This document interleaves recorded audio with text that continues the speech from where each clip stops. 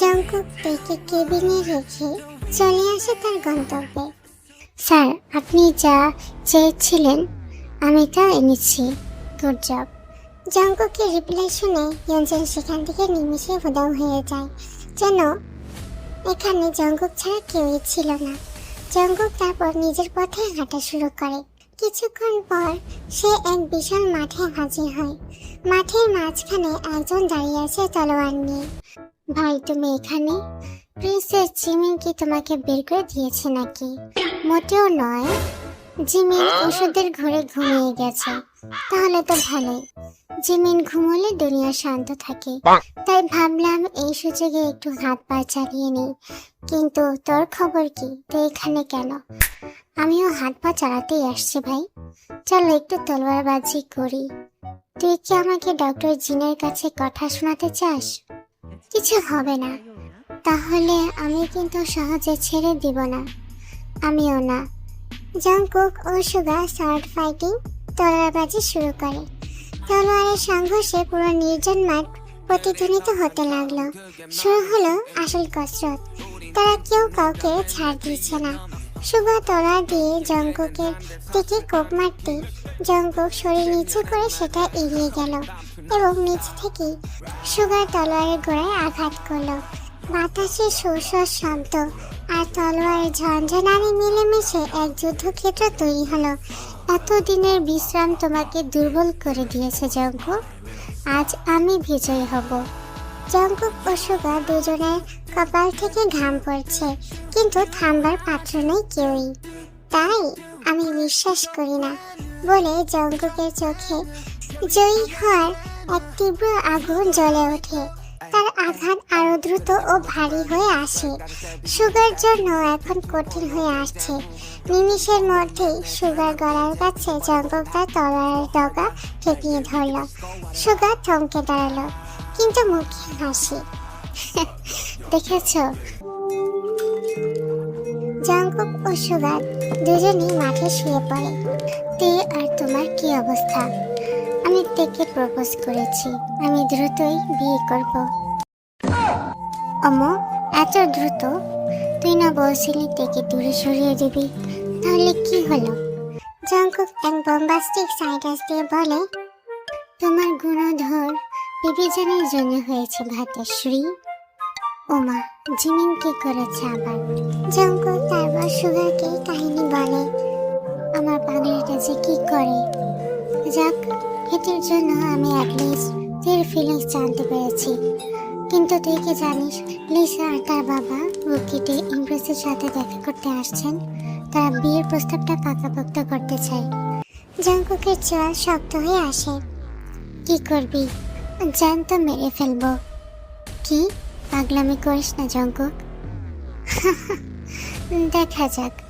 আর আমি Jungkook pocket থেকে ইয়ঞ্জনের দেওয়া সেই ছোট প্যাকেটটা বের করলাম। ওরা আসুক, ইয়ঞ্জন আমাকে লিসার সেই গোপন ডায়েরি আর কিছু ছবি এনে দিয়েছে যা আমার কাজে আসবে। কি যে আছে সামনে, তে কি কিছু জানি না। ওকে রাজনীতিতে জড়িয়ে কি লাভ? অশান্তি যেখানে সেখানে আমার বাঘিনীকে রাখবো না। আমার বাঘিনী কিন্তু তোর এখনো তলোয়ার বাজে এত পারফেক্ট কেন? লুকিয়ে লুকিয়ে প্র্যাকটিস করাস নাকি? না ভাই, সেদিনের পর থেকে আজ প্রথম ধরলাম। তোর মতো তলোয়ার বাজিকে সরানোর জন্য কত কি করছি। অবশ্যই আমাকে সরাতে পারলে শত্রু সব পেয়ে যাবে, তাই না? আর সেটা আমি হতেও দেব না। আমি সেটা জানি। যা দেখছি তোর আর মিস্টেকই দরকার নেই। তুই নিজেকে প্রোটেক্ট করতে পারবি, তাই না? কথার কানে যেতে জঙ্কুক খুব জোরে কাশি দেয়। এতে বুকে রক্তপাত হয়, যা দেখে সুগার প্যানিক হয়ে যায় আর বলে, না না, তুই এখনো অনেক দুর্বল। তোমাকে শত্রুরা এক টোকায় উড়াই দিবে। ডক্টর জিনের কাছে চলো। আমার মাথা ঘুরাচ্ছে ভাই, কি যে জ্বালা, মজা করেও শান্তি পাই না। অন্যদিকে কিছুক্ষণ আগের ঘটনা। ডক্টর জিন তার রুমে রিপোর্ট লিখছে, কিন্তু তার মনোযোগ তার পাশে থাকা মেয়েটির উপর। কিছু বলার থাকলে বলো, তাকিয়ে আছো কেন? এত রাত হয়ে গেছে, নিজের রুমে যাবা না? জুনি মুচকি হেসে বলে, না, আমি তোমার সাথে রাত কাটাবো। কথা শোনা মাত্রই জিনের কান থেকে ধোঁয়া বের হওয়া শুরু করলো, আর সাথে সাথে তার হাতে থাকা পেনটা ভেঙে গেল। ইয়া, কবে থেকে আমার ডিস্ট্রাকশন পাওয়া তোমার কাছে গেছে? বলে জুনি তাড়াতাড়ি করে টিস্যু পেপার নিয়ে আসে আর জিনের হাত মুছতে থাকে। কিন্তু জিনের চোখ জুনির উপর পড়ে আছে, যেন কোনো ঘরে আছে। জুনি একটু লজ্জা পেয়ে যায়। কি হয়েছে তোমার? জিন জুনির গাল দুটো দুহাতে ছুঁয়ে গভীরভাবে তাকিয়ে আছে। মনে হচ্ছে সে এক শিকারী আর তার শিকারকে দেখছে। জুনি কথা বলার জন্য মুখ খুলতে দুজোড়া ঠোঁটের মিলন হলো। জিন যেন এতদিন ধরে নিজের মনের মধ্যে চেপে রাখা সবটুকু ভালোবাসা আজ এই মুহূর্তে ঢেলে দিতে চাইল। জুনি প্রথমে কিছুটা চমকে গেলেও পরক্ষণে জিনের শার্টের কলার শক্ত করে চেপে ধরল। তার বুকে ধরফরানি যেন জিনের হাতের তালুতেও অনুভূত হচ্ছিল। কিছুক্ষণ পর যখন তারা আলাদা হলো, দুজনে হাঁপাচ্ছে। জুনির গাল তখন টুকটুকে লাল।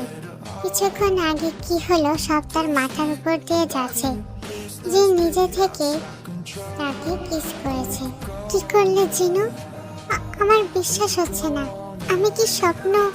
জিন চোখ উল্টে এক ঝটকায় জুনির ঠোঁট আবার দখল করে বাইট করে। এতে আটকে ওঠে জুনি। জিন আলাদা হয়ে বাঁকা হেসে বলে, কি স্বপ্ন মনে হচ্ছে এখনো? জুনি ডার্লিং। জুনি দ্রুত মাথা দুলিয়ে বলে, না, আমি বাস্তবে যাচ্ছি। কিন্তু কি করে তুমি? জিন এক দীর্ঘশ্বাস ছেড়ে জুনির কোমর আঁকড়ে এক টানে তার কাছে আনে। तेरा इश्क मेरा फितूर, तू जो भी कहे बन जाऊं मैं। छाया है यूं तेरा सुरूर, जिस रंग कहे रंग जाऊं मैं। तेरे नशे में हूँ मैं चूर, जिस जोग कहे रम जाऊं मैं। জুনির শ্বাস এক সেকেন্ডের জন্য আটকে গেছিল। দুবার গভীর চুমুকে জুনির শরীর সেন্সিটিভ হয়ে যায়। জিনের প্রত্যেকটা স্পর্শ তাকে পাগল করে দিচ্ছে। জিন জুনির এমন আচরণে আরো উত্তেজিত ফিল করছে।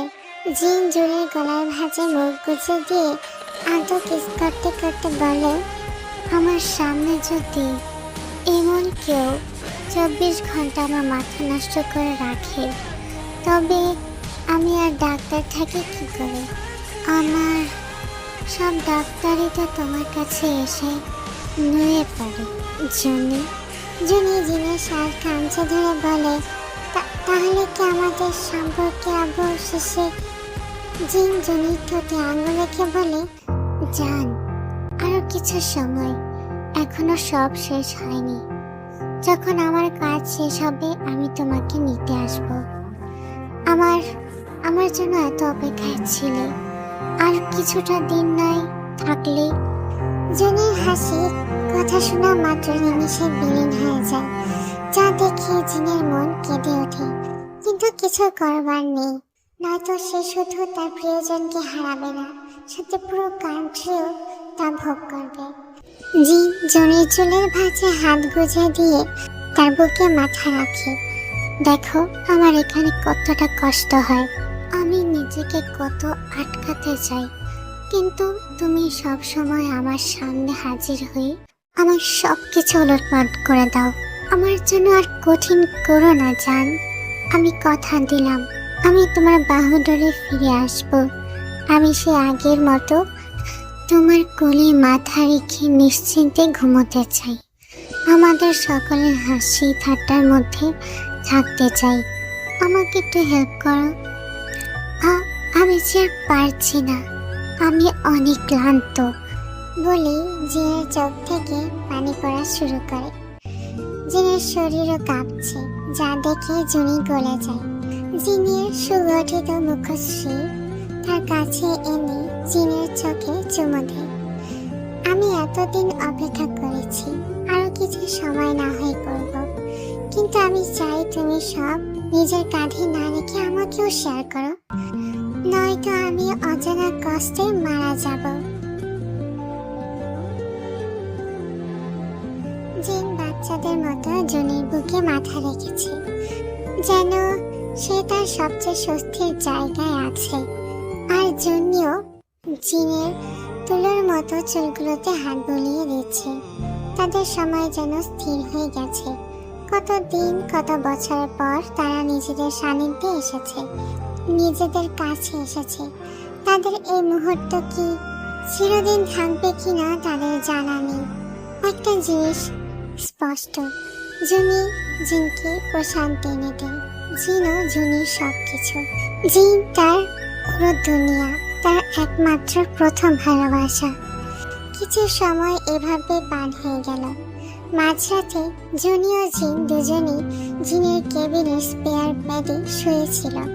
তখনই খুব কড়াকড়ি ভাবে দরজা ধাক্কাচ্ছে একজন। ডক্টর জিন, ইমার্জেন্সি। ডক্টর জিন, সব জিন। জিন ঘুমো ঘুমো চোখে বলে, এখন আবার কি হলো? শান্তির ঘুমও আমার হতে দেয় না বিয়াত্তগুলা। ক্রাউন প্রিন্স ডাকছে, হুশে আসো জিনো। জিন গিয়ে দরজা খুলে, কি হয়েছে ক্রাউন প্রিন্স? কি প্রিন্স জিওনের কি হয়েছে? সুগা অজ্ঞাত জঙ্কুকে নিয়ে এসেছে। চুলগুলো এলোমেলো, মুখে লাল আভা ছেয়ে আছে, ঠোঁটে ব্লাড।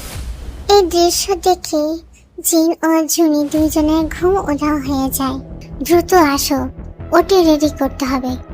আর মিস্তে কি জানে না? আমি এখনো। দ্রুত ইনফর্ম করো তাকে।